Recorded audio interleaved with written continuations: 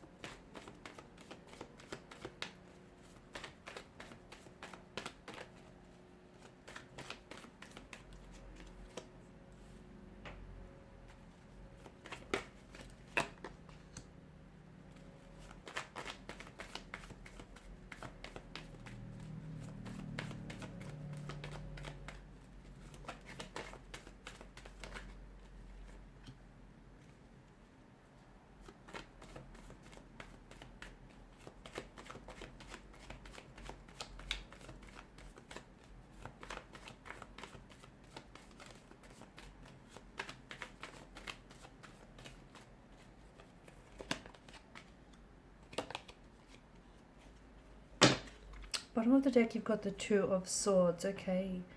Wow, you've got a lot of air energy. There's a lot of nervous energy in your reading, so it feels like there's a lot of, things are quite tense, especially in your love life, okay, especially with regards to a certain person that you've been dealing with. It feels like romantically, it feels like there is someone who wants to say something to you, okay. This person has so much to say to you. This person wants to really open up with you. They've it feels like they're really holding out here. They want to share and speak their truth with you, okay. They want to tell you how they really feel. They want to tell you what their real intentions are. You know, they've got something like a secret that they've been holding on to that you probably should have known by now. They probably should have disclosed this information to you by now, because it ultimately could affect the way that you view them and the way that you view this relationship, this connection.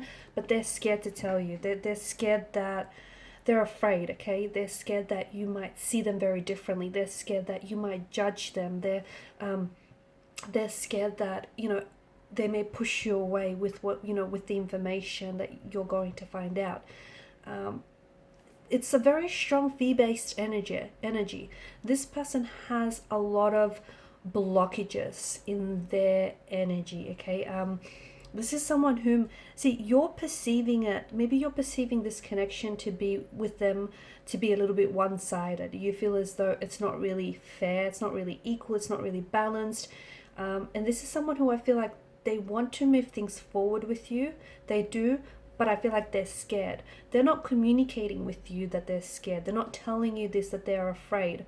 They don't want to, I mean, they don't want to appear weak and or anything like that. So they, you know, they try to pretend that they're not afraid here, but they are. To me, it feels like this is someone who fears emotional intimacy. This is someone who fears commitment. This is someone who fears losing their sense and you know, their sense of individuality and their sense of independency. This is someone who does have you know, they may have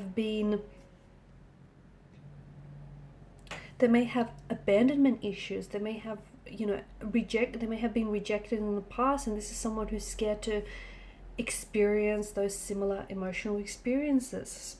But it feels like this is someone who's not letting you in, okay. They want to, but they don't know how to. It's like they want to love you, they do, but they're afraid. They're honestly scared to love you, is how I see it. Notice the repetition of the swords here, right? Swords are weapon. They are a destructive force, destructive energy. And it feels like this person has trusted someone in the past, and the person that they've trusted, that person has broken their trust. That person has hurt them. That person has said or done things to, you know, make them feel hurt here. So the fact that they're afraid of commitment, the fact that they're afraid of intimacy and this emotional connection, because your person is coming across as someone who's very closed off, someone who's I'm seeing a lot of blockages in their energy, but you have to understand, and they come across as even this King of Swords energy. To you, they appear as cold and distant, someone who's emotionally detached, or someone who's emotionally aloof. That's how you perceive them to be, and look, that's how they're coming across, right? And it's hard for you to read them because they don't give too much away. They play their cards very close to their chest. This is someone who is afraid of love, but you have to understand that it stems from a deeper fear, and it stems from a fear of vulnerability, of getting hurt, abandonment, of failure. In extreme cases as well, this person experiences immense anxiety, okay, over it. And it's like physical and it's mental. It can be psychological as well. Like, for example, they may have panic attacks or even like difficulty breathing. And it can get so overwhelming that they completely shut down, that they pull away, they become very cold or distant, they give you the cold shoulder, or they just disappear, okay, they completely disappear, and this is their way of trying to process, okay, this is their way of trying to process things, you know, regardless of the extent of their fear though, this is something, it doesn't have to be permanent, and this is something that they have to open up. There are ways that they can get past this, but they need to be able to, you know, talk it out with you. They need to be able to learn to let go, okay? Learn to let go, because they are holding on to this fear, and they don't have to, okay? They don't have to hold on to this fear. They can let go of it. They need to learn what is it that keeps them holding on to this fear, okay? Because what they're doing is they've pushed so many people away in the past, and they're doing it to you too.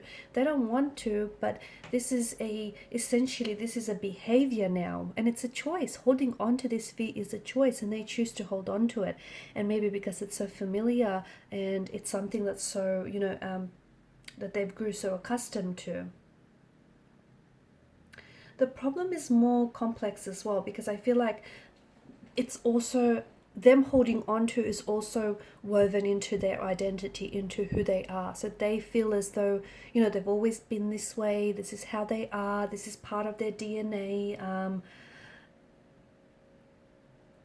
But it's not, and they don't have to identify with it. They don't. But again, you know, it's, you know, their past trauma or their past emotional experiences, their past emotional connections. This is something that they keep revisiting, and they hold on to those. They hold on to that pain. I'm also seeing that it's a limiting belief. Notice the blindfolds here on both the images. This is how they perceive themselves. Again, this is how they identify, and it doesn't have to be, okay? It absolutely doesn't have to be. This is someone who is insecure. This is someone who internalizes a lot of these self-limiting beliefs, and this is someone who considers themselves unworthy as well, unworthy of being loved or unworthy of receiving love. And this person has experienced so much painful rejection in the past that it's now, you know, that's something that they predict for all future relationships. And they also fear, see, them pulling away from you is also an effort or an attempt to protect you. How so? Because they don't want to, you know, they fear causing you pain. They fear causing you the pain that someone else has caused them.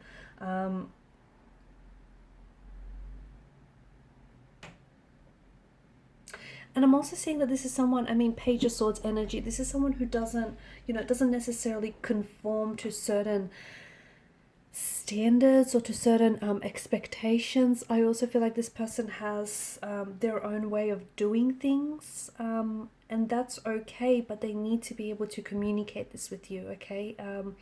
So if you can try to create this safe space where the both of you can talk it over, I do think it'll help them drop their guard down. But I also feel like this is something that your person must do on their own. They need to learn what is it that keeps them holding on, and they need to let go of that, okay? So that way that those boundaries can come down slowly. Alright guys, and these are your messages. Thanks for watching and listening. Please show your support to the channel by either liking, sharing, or subscribing. Thank you guys again, and bye for now.